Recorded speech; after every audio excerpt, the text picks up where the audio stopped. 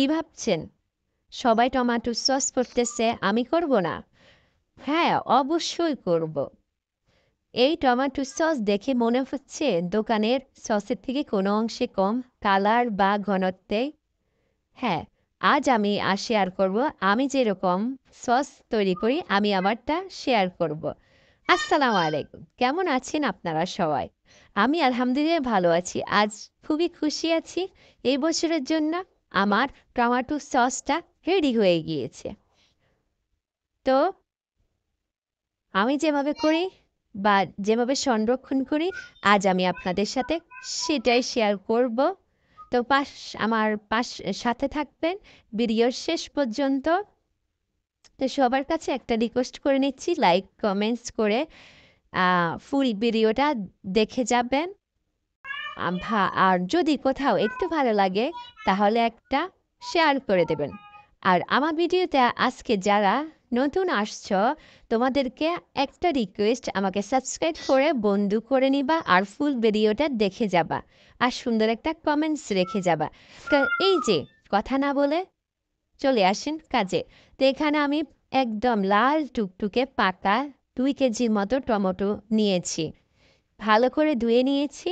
ধুয়ে নেওয়ার পরে আমি এবার এটা সাইজ করে কেটে নিব। তো এই বছর আমি টমেটোর সস করতেছি তা না, হ্যাঁ, আমি প্রত্যেক বছরই টমেটোর সস করি। আপনারা হয়তো ভাববেন ভিডিও করতেছে দেখে টমেটো সস করছে বা এটা ভিডিওতে দিয়েছে, তা না। আমি প্রত্যেক বছরই টমেটো সস করি এবং আমার বাচ্চারা খুবই এটা পছন্দ করে। পছন্দ না করলে আমি করতাম না। হ্যাঁ, ওরা টমেটো সস দোকানেরগুলো যেভাবে খায়, আমার তৈরি করাগুলো সেভাবে খায়। পার্থক্যটা বুঝে না, বুঝছেন? হুম। তো এই যে আহ, আমি টমেটোগুলোর ভিতরে যে সাদা অংশটাকা বা মুখটা, ওটা আমি কেটে ফেলে দিচ্ছি আর 4 ভাগে টুকরো করে নিয়েছি। এরকম করে আমি সব টমেটো কেটে নিব। আপনাদেরকে একটু কাছ থেকে দেখাই দিচ্ছি। এই যে মাঝখানে যে মুখটা বা সাদা একটু অংশ থাকে, ওটা কেটে ফেলে দিব। তো এই যে এরকম করে আমি সবগুলা টমেটো আহ কেটে নেব।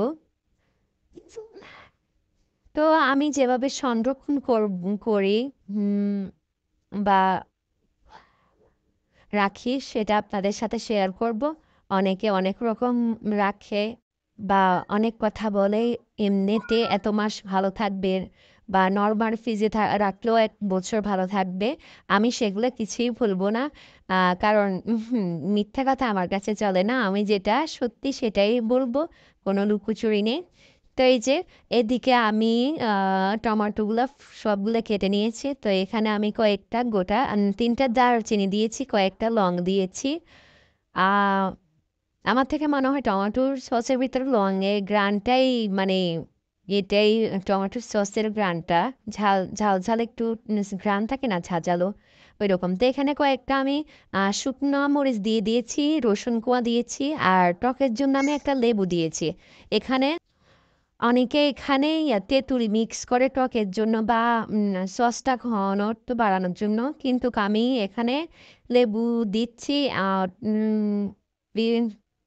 তেঁতুলটা আমার ঘরে নাই, তাই আমি লেবু দিচ্ছি। আর ঘনত্ব হওয়ার জন্য আমার তেঁতুল দেওয়া লাগে না, আমি কোনোবারে তেঁতুল দিই না।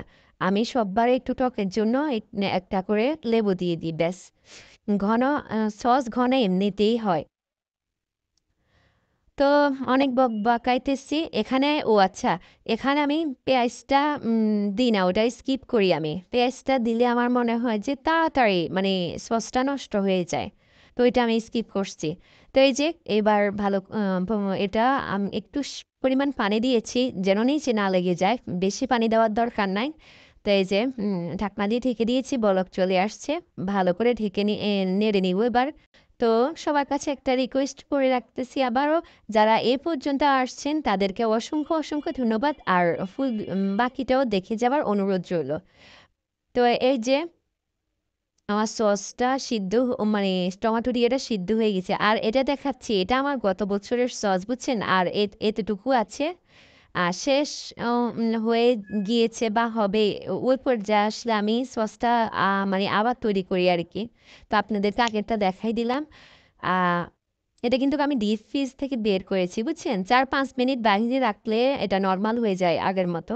তো এই যে আমি ছাঁকনিতে অনেকের ভিডিওতে দেখেছি আমার আফুদের, ছাঁকনিতে এরকম মানে করে নেয়, চালিয়ে নেয়। তো আমি চালছি কিন্তু আমার একবারেতে হাতটা অনেক ব্যথা হয়ে গিয়েছে আর ইয়েগুলো অনেক থেকে যায়।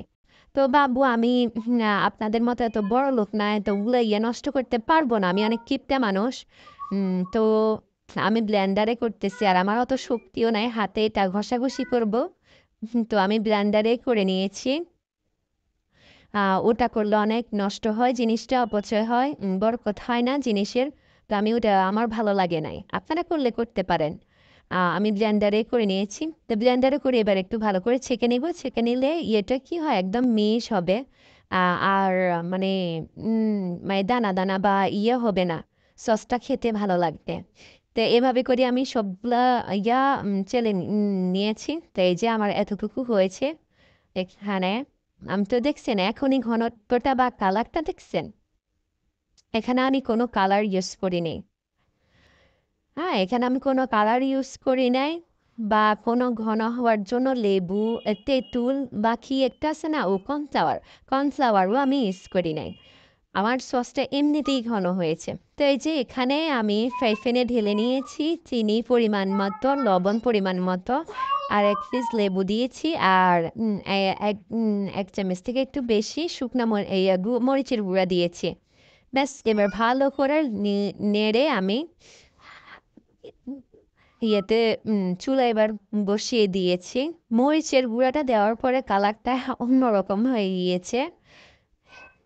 তো এই যে চুলাতে এবার বসিয়ে দিলাম। তো শুরুতে একটু নাড়তে থাকবো কারণ নিচে হয়তো লেগে যাবে। তো এই যে বলক চলে আসছে। এটা ফুটে, যেভাবে ফুটে অনেক মারাত্মকভাবে ফুটে। এটা ফুটতে ফুটতে চুলার চারপাশ নষ্ট হয়ে যায়, বুঝছেন? আর গায়ে ফুটলে তো কোনো কথাই নাই। অনেক খারাপ একটা ইয়ে। তো এদিকে আমি সিরকাটা দিয়ে দিয়েছি আর একটু টেস্ট করতেছি যে মানে আর কতটুকু শুকানো লাগবে, কিন্তু না, আরো কিছুক্ষণ লাগবে। তো এই যে আমি ঢাকনা দিয়ে ঢেকে ঢেকে করছি। অনেক বাজে অবস্থা, ভয় লাগে এই ফুটানোর ইয়েটা। তো আপনারা সাবধানে করবেন এটা যারা নতুন করবেন। তো এই যে এদিকে আমার সসটা রেডি হয়ে গেছে, ঠান্ডা করে নিচ্ছি একটু নেড়ে চেড়ে। একটু নাড়লে কি হবে, উপরে একটা সর বসবে না, না নাড়লে তো একটা সর বসে যাবে। তো একটু নেড়ে নিতে হবে। তো এই যে আমার সসটা রেডি, ঘনত্বটা দেখছেন? তো এবার আমি সংরক্ষণ করার জন্য আপনারা যেরকম ফটে বা কাছের ইয়েতে রাখতে পারেন, আমি এ পটে রেখেছি। তো আমি ঢেলে নিয়েছি।